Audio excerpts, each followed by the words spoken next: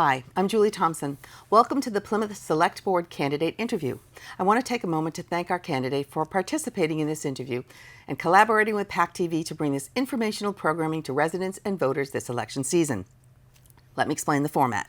We will be conducting a one-on-one interview-style Q&A format with each candidate lasting approximately 30 to 40 minutes. Responses will not be timed and follow-up questions may be asked during this format. We aim to ask up to 4 questions, but that will depend upon the length of the responses, along with any follow-up discussion during the exchange. Candidates will be allowed to address anything not covered or something they would like to add clarification to at the end of the interview in their closing remarks. So we're going to get started. Today, we're speaking with Ed Bradley, one of the 4 candidates for Select Board in the town of Plymouth. Ed, thank you for joining us. Thank you for inviting me. All right. We're going to dive right in to the first question. Sure. And I want to do a preamble on this first question. Mm-hmm. Many people who responded to our inquiry for questions that would like to have their candidates answer included questions about behavioral integrity of some members of many different boards and committees. How and where information is communicated was also a big concern that was brought up. Mm-hmm. So question number 1. The behavior of members of the Select Board have come under scrutiny over the past few years. Many, quote, debates on multiple topics have taken place over social media and in venues that are not of an official nature. In 2013, a procedure was established governing the use of official town social media accounts, as well as guiding principles of conduct and decorum for all town employees, board and committee members, town meeting members, and any others involved in town's governance. Do you believe that these policies and procedures need an update for 2022? And what would you base that on? And what would you recommend for guidelines and standards in regards to communication in general and specifically via social media on other non-sanctioned platforms? And I know that's a mouthful, so if you need me to repeat any of it, I will. Well, first of all, to start off, social media is becoming more and more used, and a lot of people like to try to get their information that way. Unfortunately, a lot of it is not official, and a lot of it is skewed, and a lot of it is false. Mm-hmm. I believe there probably is a time to update that policy, only because social media has become so big. You know, and it's not just Facebook; it's Instagram and the whole slew of them. It is, like I said, a lot of people's choice to try to get their news. I mean, you don't get printed newspapers anymore, mm-hmm. And you're trying to find out what happened last night at the selectmen's meeting, and the quick way is sometimes on social media. The individual pages that kind of follow along and try to get out the information, they're tougher because it's that one person's perception. Mm-hmm. 3 of us could be in this room right now and talk about a certain subject. Mm-hmm. And 3 of us can walk out of that room and have a totally different outcome of what they thought happened. Absolutely. I've seen that happen at town meeting time and time again. Right. You wonder, was I even in the same room? Mm-hmm. So it's difficult when you're using those individual pages. So yes, there needs to be an official page, and they probably should have some direction from the group as a whole or whoever was participating that night on what should be on that page. Mm-hmm. Sometimes it can be as easy as the minutes, but written minutes miss a lot of things that go on. Right. And of course they don't get the facial expressions, and you don't get to see or hear the voice inflexes, things like that. So you miss a lot of what's going on. So yeah, it needs to be updated a little bit, and probably, I wouldn't say training, but there's got to be people out there that are really good at this, and there are, mm-hmm. because they actually produce news this way now. Mm-hmm. They can give pointers and tips just to kind of help people out. Things like what to stay away from, mm-hmm. Because you can get into trouble. Even if things aren't morally bad or ethically bad, there are things that you can step on that can cause a lot of problems, right. and get a lot of people riled up. Right. And that's the last thing you want to do, especially nowadays. I mean, there seems to be enough people upset about a slew of things from whether the federal, state, and local level. Right. It spills down to us. Whatever you see happening on the federal level, the state level, eventually you start seeing at the local level. So there is a need to kind of give them some pointers, give everybody some pointers, myself included. Mm-hmm. I mean, we used it a little bit, obviously, but not to the extent that needs to be done.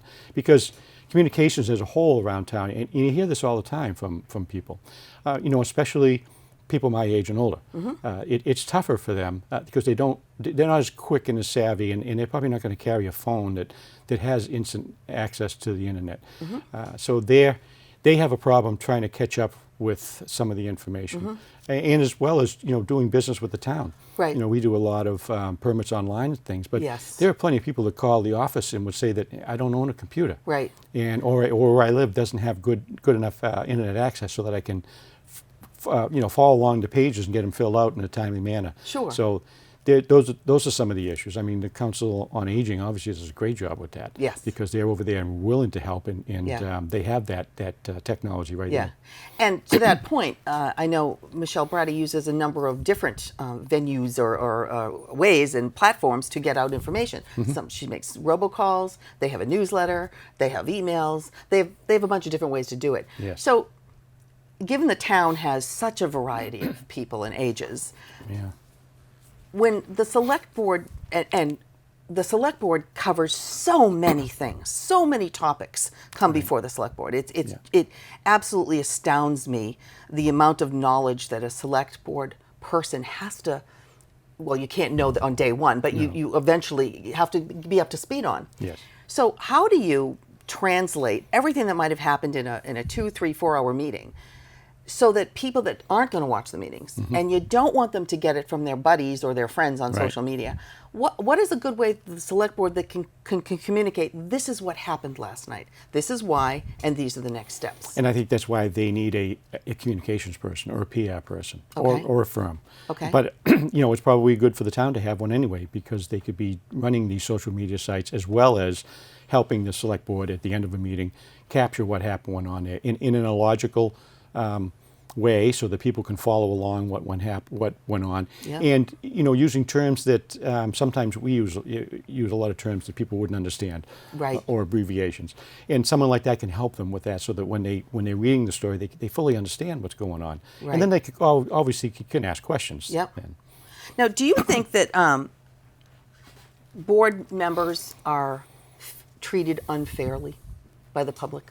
Well, social media makes it much easier for that to happen. Absolutely. You can always disagree with what goes on. And I can remember my father being a town meeting member back in the mid '60s, and people would disagree, but you wouldn't call his family a name. Right. And that's what happens on social media. Yeah. They're hiding behind a keyboard, and they're so mad and so upset that they attack not just the ideas, or the ideas in the person, but then also his family, Right. and that just isn't fair at all. No. And they can't fight back. Right. Okay, excellent. Let's go to question number 2. On April 5th, Select Board Chair Richard Quintal penned a letter outlining the events that led up to the Select Board's March 29th, 3-2 approval vote on supporting an RFP, which is a request for proposal, from Boston South Real Estate and Development, LLC, to begin their due diligence in determining the best use of the Plymouth County woodlot. Mr. Quintal stipulated, and I will quote, that since this is just the beginning of a long public process, that the Select Board does not specifically endorse any specific use of the woodlot at this time, end quote. Now, many residents have mixed feelings about this statement, as the presentation by Boston South clearly outlined a thoroughbred racetrack as one of the components of the development on that land. How do you feel this entire process has been handled so far, and what are your feelings on this proposed usage of the land? I hate to criticize the sitting board because I wasn't under the same pressures and saw the same things or had the same experiences they had. But I think that this was something that was brought on by the county and the county commissioners. And although I understand Selectman Quintal, he wanted to be as transparent as possible and get the information out there as quickly as possible.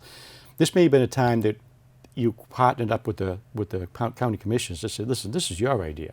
You need to get that out there. Because a lot of people watched that meeting that night and thought it was the town board of select board that made that decision and want this to work. And that's not at all the case, and as this is. As far as thoroughbred racing, if that was the only use, I would be against it, and probably be against it even if it included some form of thoroughbred racing, unless the other pieces that were there were so great and would produce so much tax income that it would make sense to try to do it. But I think the company Boston South is going to be doing a lot of investigative work, obviously, to see if this is going to be a worthy venture for them. And one of the things that they're looking at is how do we get infrastructure to that site without making things much worse on Exit 5 and, the old Exit 5 and Long Pond Road. Right. And so they're going to be doing some talking with state and federal officials. And they're going to be looking to see if there is some pot of money or some grants that might be available that would help them bring infrastructure to that site. And I think it's similar to what you might have seen what the city of Worcester did when they brought in the Woosocks. They had $20 million of infrastructure money in order to improve that area so that the people, the expected crowds could be able to travel. Right. They may be able to find something similar to that too. Now, in the very end of it all, they may decide this isn't for us, and it isn't something that's going to work. Right. But the town will, in the county, will have gleaned some information and some good information for the next person that comes along or the next proposal that comes along. That 106 acres is owned by the county, and they are going to do something with it. So let's talk about that for a second, because I think that's really confusing to people. Yes. So it's land in the smack dab in the middle of Plymouth, but Plymouth doesn't own it. Plymouth County owns it. Right. Do you know how that came about, that the county happens to own that land? And I know they own other parcels of land? Yes, and that particular one was gifted to the county, I believe it was back in 1907. And the reason they called it the county woodlot was it was back then for people to be able to use to go and harvest trees for cooking, heating their homes, especially people that may not be able to afford to do it on their own. Yep. And it evolved, obviously, into other things over the years. But the county has always owned a lot of land in Plymouth because we were one of the county seats, the other one being Brockton. And it seems like, there's been a feud going on for 200 years between the county of Plymouth and the town of Plymouth. Right. And a lot of it has to do with the land. The town wants them to do certain things with it, and the county feels like the town's always pressuring them into doing things. Yeah. So there's a communication and more of a friendly bond that needs to happen there between those two. Right. But they need money, they need funding, and they see this as one of the ways to bring some county funds in. And even if they were sold it, somebody is going to do something with that 106 acres. Right. So I guess that's the question. If Plymouth owned that land, a lot of things would have to happen. It would have to go through planning and the ZBA and the select board, and a whole bunch of people would have to have eyes on before it was determined whether or not something would be approved to be built or put on that land. Right. But with the county, they can kind of determine what they want on the land, can they not? Well, that's an argument that the county is probably going to bring up on this particular proposal and has brought up on that land, that the wooded lot before in the past. That because they're county government, they don't have to conform to the local zoning. Because they answer to the state, correct? Yeah, Okay. That's what they're going to say. Now, when you look at any of the court cases that have involved that type of land use, whether it be not so much state, but county and local, if it was for county use, in other words, if they were going to build a courthouse there, definitely for county use, Yep. then yes, they would. They could just not do have it. They could just go ahead and do it. That's not what they're doing here. Their claim is that it is for county use because the county needs the funds in order to continue operating.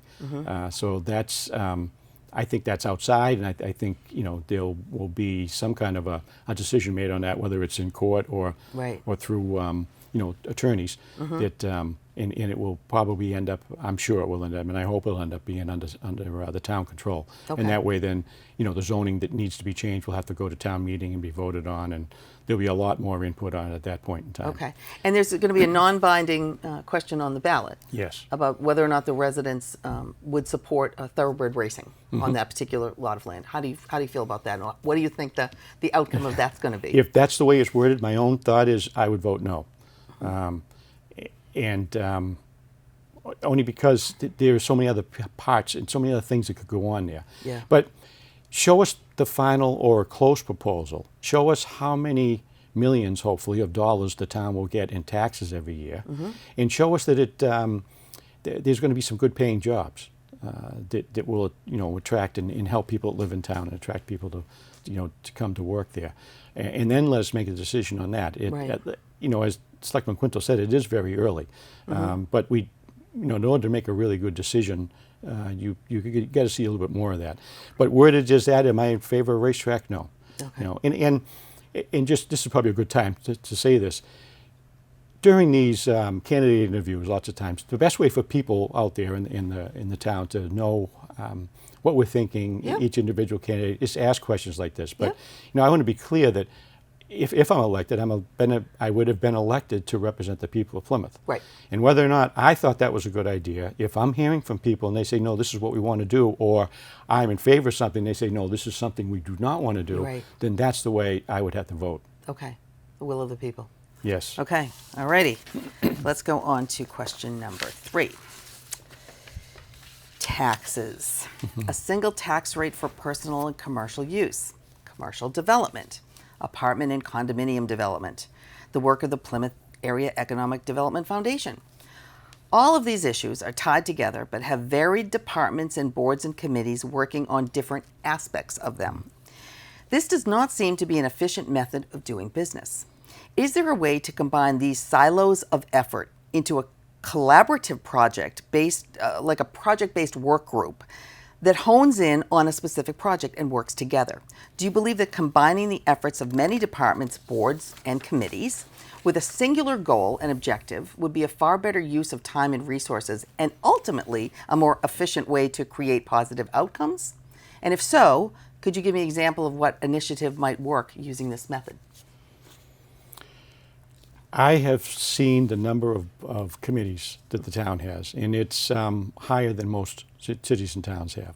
But it's because we're an old Yankee town, and we want to try to get as many people involved as we possibly can. Yep. And as you've seen over local elections in the recent years, the participation is down. So even though we still have this large number of committees, I think last time I looked it was around 75 or so, very many of a lot of them have the same members that serve on multiple committees. So you're really not getting that full benefit from everybody that you're trying to get involved. And as a result of having so many of them, you're correct. There are some points in time where one actually counteracts the other. Right. And that's not good Right. for the town in the end. Sure. So maybe there's a way of putting together a hierarchy of boards, similar to like what town meeting did with the committee of precinct chairs.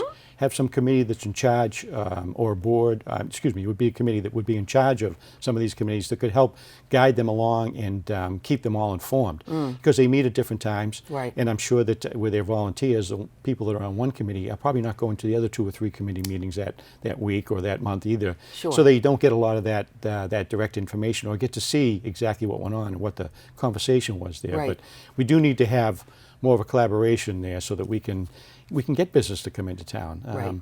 That's one of the issues that kind of chases people away or scares them away, business people from town, and why we only have 12% of that taxes coming in that's industrial and commercial. So talk about that.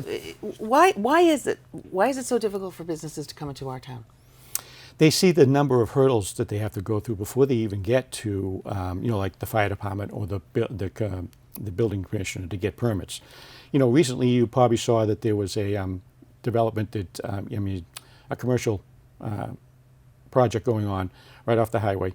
And then it was a local person. He's lived in town and his family's lived in town, had zoning permits and was moving along with it. And it was the zoning board called him back in, and it went on for 2 meetings, and there was a possibility that the zoning permits, were going to be denied, even though they're already issued. When other business owners see things like that happening, and see it happening to somebody who lived in town and grew up in town and parents lived in town, that scares them. And they wonder, well, time is money today. Right. Especially with, interest rates being low, and that's going to change. They don't want to come in here and have to spend 3 years or 2 years trying to get to the point where they can apply for a building permit. They want to know ahead of time, can this be done? And can it be done quickly so that I don't find myself suddenly, the loan costing me much more money. And of course, labor costs and everything are going up right now, the way things happen, just because of, the COVID and the supply chain. Right. So they want it to happen faster because to them, as I said, time is money. Right. And we kind of slow them down, unfortunately, and that's a perception that's out there. Yeah. And I think it can be repaired. I know it can be repaired. Yep. And we definitely need to get some more of the good, industrial and commercial business in town, so that we can get to the point where more of the burden is on that side, and then you may even be able to look at splitting the rate at that point. Let's talk about that for a second. So the way it is right now, everybody pays the same tax rate, whether you're an individual or whether you're a business. I know when this came up before the select board, well, I don't know, maybe a year and a half ago, there was a passionate plea by the local small business owners to say, please don't do this to us. We are barely making it. I think it was during the pandemic, and clearly they had a point. Is there such a thing, or could there be such a thing as having a personal rate, a small business rate, and then a commercial rate, so that you form a criteria of people that would fall under a small business, so that they don't have to pay the commercial rate, even though they are considered commercial? I haven't seen a model like that, and I guess that would be an answer for an attorney or to study the law a little bit. I've seen either the commercial rate and the residential rate, so I don't know if that's possible. Obviously, if that was possible, that would definitely help out, because you've got the businesses downtown that are, they're hurting after the pandemic. But they're families, they're local families, and they employ people in town that you don't want to hurt. But yet you have other businesses that do very well, and when you look at the the amount of taxes they pay compared to someone with a very large home, it doesn't seem like it's fair to the people, especially to the residential taxpayer. Sure, it doesn't seem to be equitable. And let's talk just for a minute, since you brought up the tax base of commercial tax and bringing businesses in. What kind of businesses can we attract to come into Plymouth that won't be controversial? Well, I think anytime there's business coming into Plymouth, there's going to be some controversy, especially where it's going to be. But major controversy, I think that a lot of retail is gone by the way at this point, especially during the pandemic. Everybody found it so easy to purchase online, and larger stores found that brick and mortar infrastructure is very expensive. So, and take for example, along the Shops at 5 Way, there are a lot of empty spaces there that will probably have trouble filling. And as I said, as the retail goes away, you see the mall in Hanover and the one in Kingston, where they take down the stores and they're building residential units there. They're reinventing what they are. Yes. Some of the specialty shops will work. But go one street over from Shops at 5, you go Camelot Drive. Now those are good businesses, and they employ people that make a good living, and they're thriving down there. So it's that type of business that we need to bring in, that isn't going to build a huge box store and then leave it empty, in 5 years because it didn't turn the profit that they thought it was going to. Right. Where you got local families working and they're making a good wage, and that's, I think, what we need. And they don't seem to be as controversial because it's the people in town. Right. Now, how much of the purview of the select board is all of this? Is the tax rate? Is the zoning? Is the what kind of businesses we're going to bring in? I think a lot of people think that the select board is kind of the be all and end all, as far as you're kind of the rubber stamp of you're the part of the town government it's probably the most important board or committee in terms of what you can affect for the town. Is that true? Or what is your perception of what exactly the select board should and does do? I think that they can give a lot of guidance and help the other boards see other sides to different arguments that they have going on. As far as zoning goes, no, they don't. The select board isn't going to have any control over that. Right. But they could go to town meeting and recommend some changes and lobby to get those changes done. But that's different. That's outside of theirs. As far as setting the tax rate, that happens every year. The Board of Selectmen has to do that, whether or not it's going to be split or a single tax rate. That does come up, and that's been in their purview. But how much you pay really isn't in their purview. That's dependent upon the worth of your home. And of course, because of all the sales and the lack of home supply in the area, the prices have gone up. They've gone up crazy. So people that have lived in their home for years and haven't done anything to improve it, suddenly you're seeing the worth of their home jump up, $40,000, $50,000, and the tax amount due along with it. Right. So it boggles their minds, and it doesn't seem fair, but that's just how the system works. Right, right. Okay. Fourth question. Let's talk about Plymouth's current form of government. What do you believe are its current strengths and drawbacks, and do you think it's sustainable given all the challenges that it's facing this town in the coming years? I don't think it will be sustainable much longer. We have to be able to act faster. And town meeting twice a year isn't always being able to act fast enough. I can remember when we knew that the North Plymouth Fire Station was going to have to be replaced, and it didn't have enough land there to do anything with it was. And the town manager and I were out looking for land, parcels of land. And of course that area of town, there isn't a whole lot of it, and what goes up for sale goes very quickly. Yeah. And we found that to be a problem. So much so that we'd look at a couple good pieces that would fit in, and within a couple months or a couple of weeks we'd get a call saying we've got an offer on it, Yeah. and we can't act that fast. Right. We finally did go to town meeting and ask for $25,000 so that we could actually put a down payment on, but we still couldn't act and actually make the purchase until the next round of town meeting. Right. And some people say, well, maybe town meeting needs to meet more often. I can tell you right now, you couldn't squeeze another one in. The way we have our timeline set up from when you have to show up at town meeting and you start backing that up when the books have to be done, Yep. when the meetings have to happen, Right. the finance committee Right. and selectmen, you won't be able to squeeze a third one in. It's not to say you can't have special town meetings, and Right. that's always the argument. We can call for one at any time, but they're expensive, Yeah. and I don't know if you're going to get as well attendance on a special as especially if it's for one or two Right. particular items. And you need a quorum. Yeah, that's Or right. it doesn't- Or it's it no- doesn't it's go no through. good. Yeah, right. And we don't know if we're going to be able to use hybrid. That's still something that's kind of hanging out there, at the legislature, whether or not that law will get passed. So, if they're not going to show up wherever the meeting's called for, then it's not going to happen. Right. Now, the strengths of what we have is you get a lot of participation. Even when we were doing the Zoom town meetings, you get to hear from people that see things completely different from what I saw it, and you sit and you say, there's some valid points to that, and you just don't get that. So you're getting some input from all over town, which is another part too. Right. We're getting it from the people in Cedarville as well as North Plymouth, and at least people have to listen to them and understand what their concerns are about it, and but it just can't act quick enough. And Right. I think that's going to be more important going forwards. There is going to be times when we're going to have to, be able to fund something quickly without Right. having to call for a special town meeting Right. or waiting for the next one. Right. And it almost isn't possible at this point.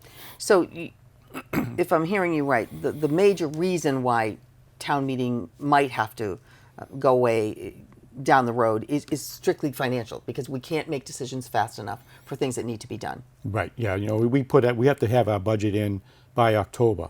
That's going to be voted on in the next April, Yeah. and we don't even get the money and start using it until July. Right. So we're doing a lot of guessing. Yes. And the last thing you want to do is have to come back Right. and ask for more money because you guessed using an estimate today, and this is more important today than it's ever been, Yeah. because the escalation in prices is crazy. Right. So you're trying to estimate so that you do have enough money. Right. And we may not. It may be more than you need at the end. And of course, it gets returned, but it's still, people voted on it and see a large expenditure happen, especially for capital items, and they don't see that later on it gets turned back in and it becomes free cash. Right. If we were able to act more quickly, we would be getting pricing that was current and right to the point. You saw that the last town meeting there were some projects that had a 10% escalation. Yep. Some had a 20%. Yep. There was even one that had a 30% because they're going out so far.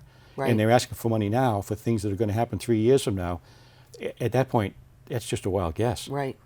So aside from the financial end of a town meeting being inefficient only because of how infrequently they meet, is there any other concerns you have about right now how town meeting affects the future planning of Plymouth? Well, I think, this election coming up, all town meeting members are going to be running for re-election because we're Yes. going to have 3 new precincts. Yep. Last I saw, not every one of those seats had someone signed up to run. Right. So there'll be a lot of write-in votes, and whether or not those people that get written in want the job when they're asked, it could be four of your neighbors decide you're a good person to write Right. your name. And you say, listen, Right. I don't want any part of that. Right. So you're going to have a lot of new people and Yeah. and they're going to have to learn that, what goes on and what your role is and where to go get the information so you can make the correct vote or Right. the vote that you want to make. Right.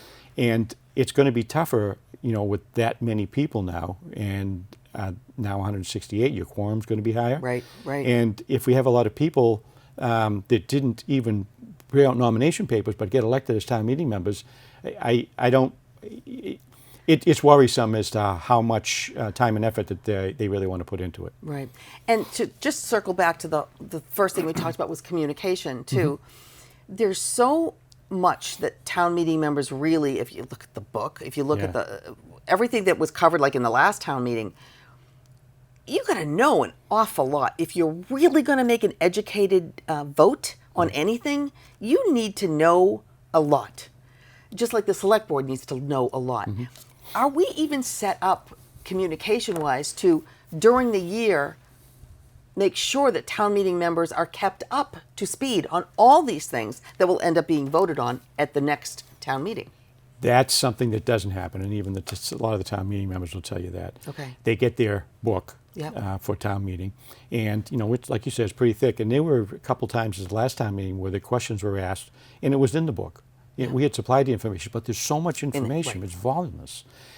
I don't blame someone for missing something and Right. having to have it pointed out to them. And you're getting it so close to town meeting that you don't have a lot of time on. And everybody now is working. Yeah. Both parents are working. Yeah. I don't know where they find the time know. to be able to study all that and And these go are to all the volunteer answers. positions. And they're all Yeah. volunteer. Right. Yeah. And Yeah. lots of times you'll hear, well, you can go to the finance committee or watch the finance committee meetings and get some information. You can watch the selectmen. They don't always have that time to be able to do Right, that. to do that, So right. it's tough getting that Yeah. information out to all of them, and in a form that doesn't look like it's so bulky that after I go through the first 100 pages, I just can't go any further. And you need to get it in chunks as it goes along instead of Right. all at once. Because people can't Right. remember that. Right. Okay. We have about seven and a half minutes left. So is there anything that we talked about that you want to go back to, or is there anything that we didn't talk about that you want to bring up? Not that I can think of offhand. I mean, there's so many things, but Right. Well, look, what is a passion project of yours? What is something that you really would like to dig your teeth into? Again, there's so many of those too. Yeah. Our infrastructure around town has gotten pretty bad over the years, and that's not uncommon, especially in the Northeast. For your municipal buildings to get into disrepair. Yeah. Because when times are tough and money has to be cut, they always look at one of those things. Well, instead of putting $1 million in there for building maintenance, let's only put $500,000. Right, right. And then it snowballs. Right. We're aware of it now. The town is. I think everybody is, and Yeah. they see the big expenditures, and now we have to keep those up. But I think we're on a good road as far as pavement management program that the DPW has. Yep. Because probably the biggest complaints you get from people are the roads and the condition of the roads. And that's every town. It is, Yep. yeah. So if you can do a really good job there in your bridges Yep. and things like that, and so that it's safe and that they're good road beds that that people don't mind driving on and they don't want to get their cars ruined. Right. You make you'll gain a lot. You may not gain a lot of friends, but you're going to lessen the amount of Enemies. yeah, that you're Right, going to get. right, absolutely. And sometimes that's what you kind of have to look at. Yeah, yeah. Because a lot of people they'll see the amount of money that's being spent on pavement management, and I think that's exorbitant. But yet, we got to keep the roads up, and That's we right. have That's right. an awful lot of miles of roads compared to other towns. Oh, boy. Our biggest Achilles heel in Plymouth is just our size. Yeah. Any other town, wouldn't need 7 fire stations, wouldn't have 200 miles of road, wouldn't have 200 miles of unpaved road. Right. And it's costly Right. for us to keep up. Right. Our size is And costly. we just, and most of our building now is residential Yeah. that's going on. And with those come school children and Yeah. the taxes that those properties bring in doesn't equal what we're paying out to educate their Right. children. Right. And Lots- we need to educate children. Yeah. It's and that should be No, I know what one you're of our saying. top Right, priorities. right. But Yeah, lots of work to do. Yes. Oh, yeah. So there's 4 people running for 2 positions. So if you could just look in that camera and tell people why they should vote for Ed Bradley. Well, I think after working for the town for 47 years, and in the last 14 years and 4 months being a department head and managing a budget and going through all these committees and boards in order to set a budget, and watching other departments doing the same thing, I have some knowledge of what's going on and what has been going on that is useful. I'm not just going to be the new selectman off the street that doesn't understand what's going on. I live in town. My whole family lives in town. As a matter of fact, my brothers and sisters and their spouses, my 2 sons and their wives, and my 8 grandchildren live in town, and they all work in town. So everything that happens in town, affects my family, my immediate family directly. So I have a keen awareness of that as well. I think I bring some skill sets that others won't. I also think that I have some experiences that others haven't had, and I'm not someone that's run for office before. I'm not a politician at all.